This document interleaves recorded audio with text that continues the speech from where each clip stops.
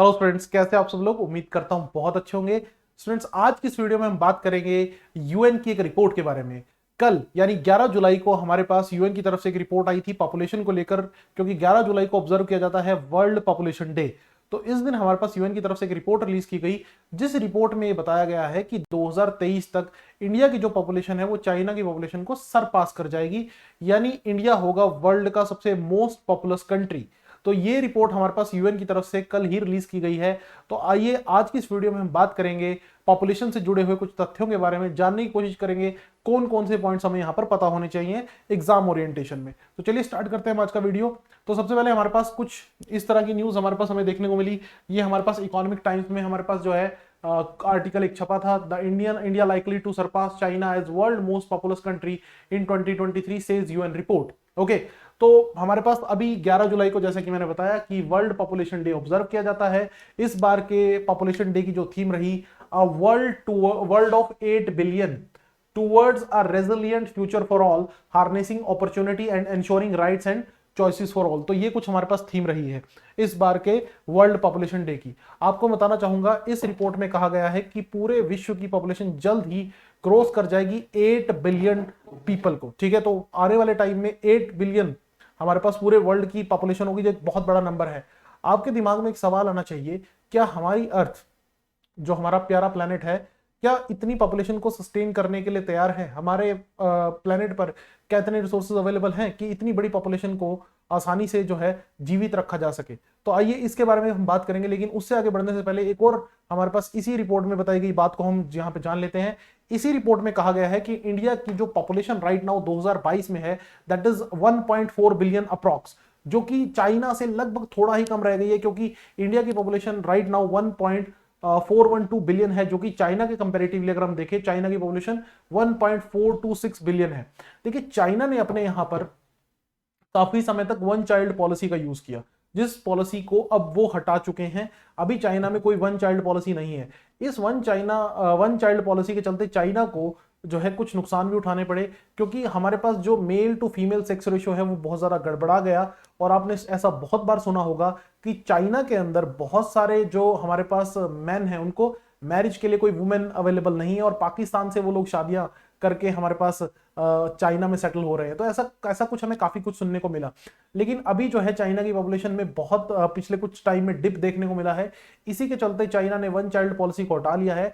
Even China की कुछ companies, अगर आप 3 से ज्यादा बच्चे पैदा करते हो तो आपको हॉलीडे ऑफर कर रही हैं। जी हाँ, आपने सही सुना, अगर आप 3 या उससे ज्यादा बच्चे पैदा करोगे तो आपको चाइनीज कंपनीज हॉलीडे ऑफर करेंगी। एक साल की छुट्टी तक ऑफर की जा रही है चाइनीज कंपनी के द्वारा, क्योंकि वहां पर पॉपुलेशन जो है उसमें डिप देखने को मिल रहा है। और चाइना को कहीं ना कहीं ये डर सताने लगा है कि क्या फ्यूचर में उनके पास उतने लोग अवेलेबल होंगे कि उनके कारखानों में, उनकी फैक्ट्रीज में और उनकी बड़ी बड़ी कंपनीज में काम करने के लिए वर्कफोर्स अवेलेबल हो।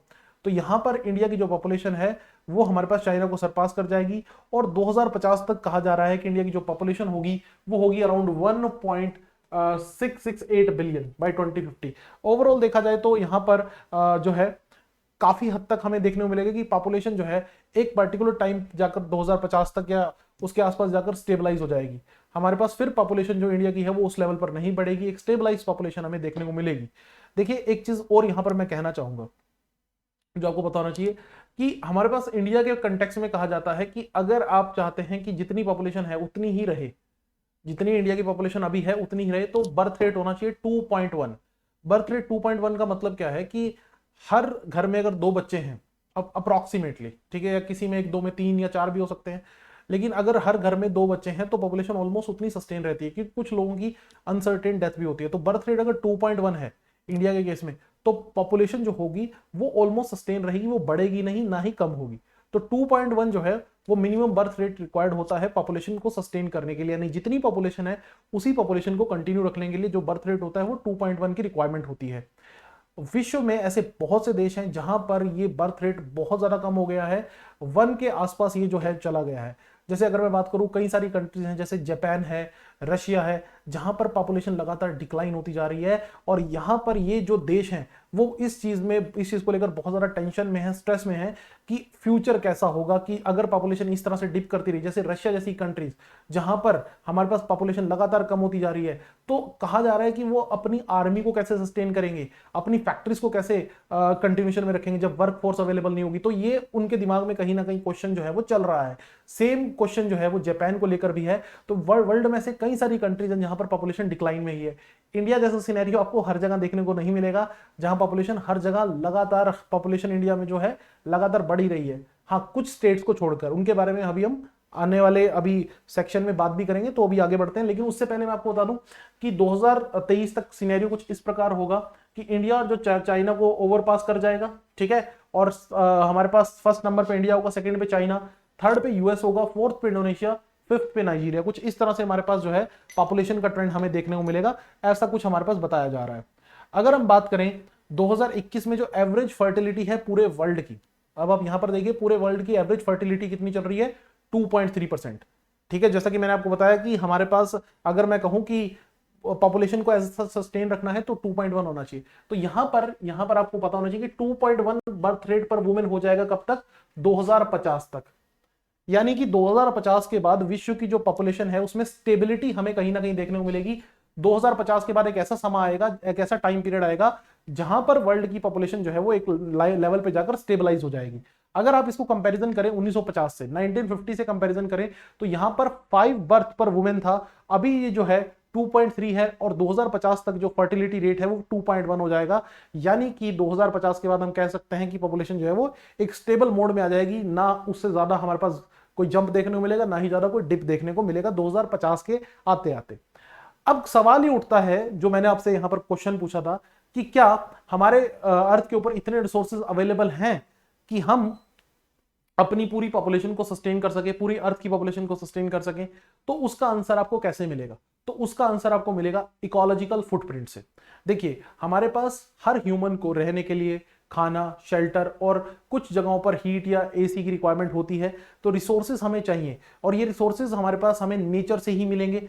तो अगर मैं यहां पर क्वेश्चन पूछता हूं कि क्या हमारे पास इतने रिसोर्सेज अवेलेबल हैं, तो उसका आंसर आपको मिलेगा इकोलॉजिकल फुटप्रिंट से। उसका आंसर आपको मिलेगा यहां पर इकोलॉजिकल फुटप्रिंट से। तो इकोलॉजिकल फुटप्रिंट उस सब का आंसर दे पाएगा कि आपके पास क्या उतने रिसोर्सेज अवेलेबल हैं या नहीं। तो ये आपको पता होना चाहिए इकोलॉजिकल फुटप्रिंट का मतलब हमारे पास क्या होता है। तो इकोलॉजिकल फुटप्रिंट क्या मतलब होता है कि रिसोर्सेज अकाउंटिंग टूल है ये, बेसिकली जो मेजर करता है how much biological productive land and sea is used by a given population, कि जो पॉपुलेशन हमारे पास है वो कितना यूज कर रही है हमारे पास, ठीक है, जो अवेलेबल लैंड है, सी है और उसके रिसोर्सेज का, ठीक है, और क्या उस लेवल के रिसोर्सेज जो हैं, जो उसके बाद जो वेस्ट प्रोड्यूस हो रहा है, क्या उन रिसोर्सेज को फिर से सस्टेन हम कर पा रहे हैं या नहीं। मतलब कि जितना हमने रिसोर्स निकाला, यूज किया अर्थ से, क्या हम उसको रिप्लेनिश कर पा रहे हैं या नहीं, उस चीज के ऊपर कहीं ना कहीं इकोलॉजिकल फुटप्रिंट जो है वो नजर रखता है। अगर हम रिसोर्सेज को बहुत एक्सटेंसिवली यूज कर रहे हैं और रिप्लेनिश उतना नहीं कर पा रहे, उतना जितना हम यूज कर रहे हैं, तो इसको हम बोलते हैं इकोलॉजिकल ओवरशूट। तो इकोलॉजिकल ओवरशूट क्या है? When population demands on the ecosystem exceed the capacity of the ecosystem to regenerate its resources, where that means what, consumption is very much more and there is lot of waste is generated, जिस waste को हमारे पास environment handle ही नहीं कर पाता। तो अभी हमारे पास यही हो रहा है, अर्थ में हम रिसोर्सेज को एक्सटेंसिवली यूज कर रहे हैं, बहुत तेजी से यूज कर रहे हैं, और उतना वेस्ट जनरेट कर रहे हैं जितना वेस्ट हमारे पास एनवायरमेंट जो हैंडल भी ना कर पाए। तो अगर मैं बात करूं, अभी जो हमारे पास इकोलॉजिकल फुटप्रिंट चल रहा है, ओवरशूट चल रहा है, बेसिकली इकोलॉजिकल ओवरशूट चल रहा है। 2020 में जितनी कैपेसिटी होनी चाहिए उसका 160% हम यूज कर रहे हैं। तो यहां पर हमने ये शो करने की कोशिश की है, 1961 में हम 73% बायो कैपेसिटी यूज कर रहे थे, अभी जो है 2020 के आते आते ये 160 तक पहुंच गया है। तो there is a ecological overshoot, मतलब कि पॉपुलेशन बहुत ज्यादा है, जितनी पॉपुलेशन अर्थ पर होनी चाहिए उससे कहीं ज्यादा पॉपुलेशन हमें यहां पर देखने को मिल रही है, जो बिल्कुल भी सही नहीं है अगर हम अर्थ के प्रोस्पेक्ट में बात करें। चलिए, अगर मैं इंडिया के कॉरस्पॉन्ड बात करूं, तो इंडिया में पॉपुलेशन स्टार्टिंग से एक बड़ी प्रॉब्लम रहा है। आजादी के बाद हमने कई सारे प्रोग्राम चलाए, ठीक है, हमारे पास पॉपुलेशन कंट्रोल को लेकर लोगों को जागरूक किया गया, ठीक है, और बहुत सारे प्रोग्राम्स जो हैं वो over the period of time government द्वारा चलाए गए हैं। लेकिन अभी करंट सिनेरियो में अगर मैं बात करूं, तो इंडिया की पॉपुलेशन में भी जो इंक्रीजिंग ट्रेंड है पॉपुलेशन का उसमें भी एक डिप देखने को मिला है। और इंडिया की जो पॉपुलेशन जो है हमारे पास, कहा जा रहा है कि कुछ समय तक 2.1 बर्थ रेट पर पहुंच जाएगी।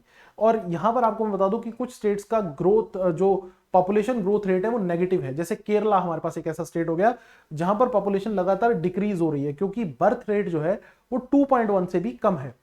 अगर यहां पर मैं इंडिया की बात करूं, देखिए, क्या पॉपुलेशन हमेशा पॉपुलेशन का ज्यादा होना बुरा होता है? तो ये हमारे दिमाग में बहुत बड़ी मिसकंसेप्शन है कि अगर पॉपुलेशन ज्यादा होगी तो ये बहुत ही गलत चीज है, हमेशा नुकसान ही होगा। देखिए, पॉपुलेशन ज्यादा होने का फायदा भी होता है। फायदा क्या होता है? देखिए, मैं एक सिंपल सा एग्जांपल पहले देके समझाता हूं आपको। अब कोई भी कंट्री है, चाहे सऊदी है चाहे यूएस है, वो इंडिया से रिलेशन खराब करने से पहले 10 बार सोचते हैं। क्यों सोचते हैं? क्योंकि उन्हें पता है इंडिया एक बहुत बड़ी मार्केट है उनके प्रोडक्ट्स के लिए। अगर मान लीजिए हमारे भारत में हम फेसबुक पे, गूगल पे, एप्पल पे बैन लगा दे तो बिलियंस ऑफ डॉलर्स की यूएसए की जो इनकम है वो चली जाएगी। सेम अगर हम सऊदी से ऑयल खरीदना बंद कर दें, हम तो कहीं और से ऑयल खरीद कर अभी काम चला लेंगे, नो डाउट हमें उसमें दिक्कत होगी, लेकिन हम अपना काम चला सकते हैं। लेकिन सऊदी को बिलियंस ऑफ डॉलर्स का नुकसान होगा। सेम यूएस, अगर यहां पर फेसबुक या यूट्यूब बंद हो जाए तो हम अपने कोई अल्टरनेटिव बना लेंगे। हाँ, नो डाउट क्वालिटी में उस लेवल पर पहुंचने में बहुत टाइम लगेगा, लेकिन यूएसए को ज्यादा नुकसान उस सब में होगा। तो हमारी पॉपुलेशन जो है हमारी स्ट्रेंथ के तौर पे भी काम करती है, हमारी वीकनेस के तौर पे भी काम करती है।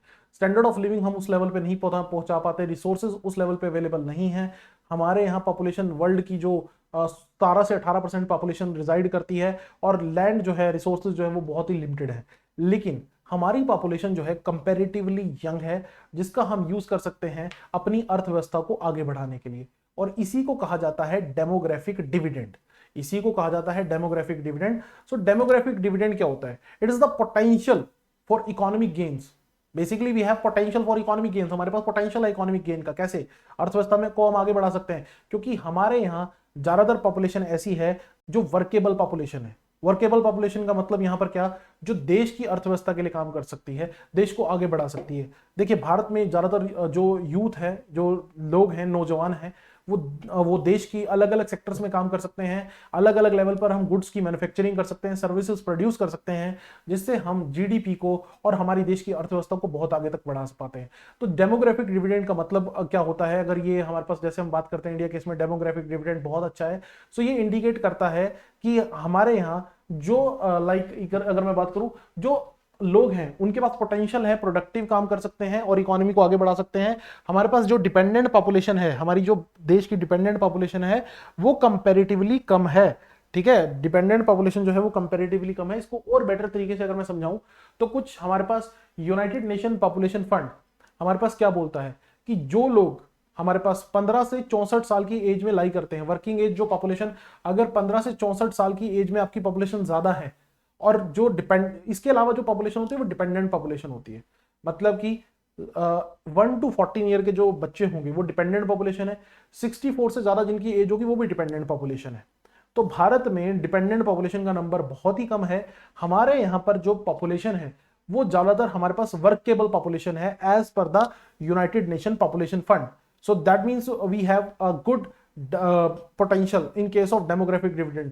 जैसे चाइना ने अपनी पॉपुलेशन का बहुत अच्छे से यूटिलाइज किया over the period of time, बहुत बड़े लेवल पर उसने जो है फैक्ट्रीज एस्टेब्लिश की। आज चाइना को वर्ल्ड फैक्ट्री कहा जाता है। विश्व में यूटिलाइज होने वाले ज्यादातर प्रोडक्ट्स चाइना में ही बनकर निकल रहे हैं। लेकिन उसके पीछे एक बहुत बड़ा फैक्टर हमें यह भी नहीं भूलना चाहिए कि वहां पर एक बहुत बड़ी पॉपुलेशन ने भी उसके लिए काम किया है। लेकिन हमें भी इस पॉपुलेशन को कहीं ना कहीं यूज करना पड़ेगा। भारत में दिक्कत क्या हो रही है कि इस डेमोग्राफिक डिविडेंड को हम रीप नहीं कर पा रहे। हम जितना हमारा यूथ है उसको जॉब्स प्रोवाइड नहीं कर पा रहे। हमारे यहाँ अनएम्प्लॉयमेंट ज्यादा है। होना यह चाहिए कि हम उस यूथ को जॉब प्रोवाइड करें। वो देश जो अपने यूथ को जॉब प्रोवाइड कर पाता है, स्पेशली उस समय जब उसके पास डेमोग्राफिक डिविडेंड अच्छा है, तो वो देश बहुत आगे निकल जाता है। हमारे यहाँ दिक्कत क्या आई है उसके बारे में भी हम चर्चा करेंगे, लेकिन उससे पहले मैं आपको बता दूं कि अभी जो इंडिया में जो मीडियन एज चल रही है, देखिए over the period of time median age बढ़ती जा रही है। अगर हमने इस डेमोग्राफिक डिविडेंड का यूज नहीं किया तो आने वाले टाइम में हमारे लिए बर्डन बनेगा। अभी ये देश के लिए काम कर सकते हैं। कहने का मतलब, मैं आसान शब्दों में समझाने की कोशिश करता हूं। 2011 में इंडिया की जो मीडियन एज थी, जो इंडिया की एवरेज एज थी, वो 24 साल थी। अब ये 29 साल हो गई है और 2036 तक ये 36 साल तक पहुंच जाएगी। अब यहां पर आप समझने की कोशिश कीजिए। कहने का मतलब यह है कि भारत की पॉपुलेशन आज की डेट में युवा है। भारत में ज्यादातर युवा लोग हैं। ये देश के लिए काम कर सकते हैं। आज की डेट में देश को आगे बढ़ा सकते हैं, देश के लिए काम कर सकते हैं, देश की अर्थव्यवस्था को पुश कर सकते हैं। अगर इनको हमने आज रोजगार नहीं अवेलेबल कराया तो क्या होगा?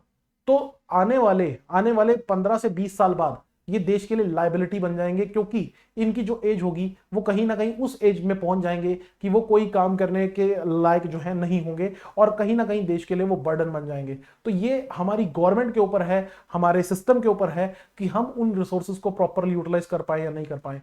बहुत बड़े दुख की बात है कि भारत में इस चीज के ऊपर बिल्कुल भी चर्चा नहीं होती, बिल्कुल भी बात नहीं होती कि हम डेमोग्राफिक डिविडेंड को रीप नहीं कर पा रहे, उसका यूटिलाइज प्रॉपर नहीं कर पा रहे। इसके बारे में भारत में कोई बात नहीं करता। ठीक है, अब यहां पर अगर मैं समझाने की कोशिश करूं कि क्या दिक्कत है कि हम हमारे पास यूथ के पोटेंशियल को रीप नहीं कर पा रहे, क्या क्या प्रॉब्लम्स हैं, तो ये भी थोड़ा सा आपको पता होना चाहिए कि क्या क्या हमारे पास प्रॉब्लम्स यहां पर होती हैं। तो सबसे पहले तो लो पर कैपिटा एक्सपेंडिचर।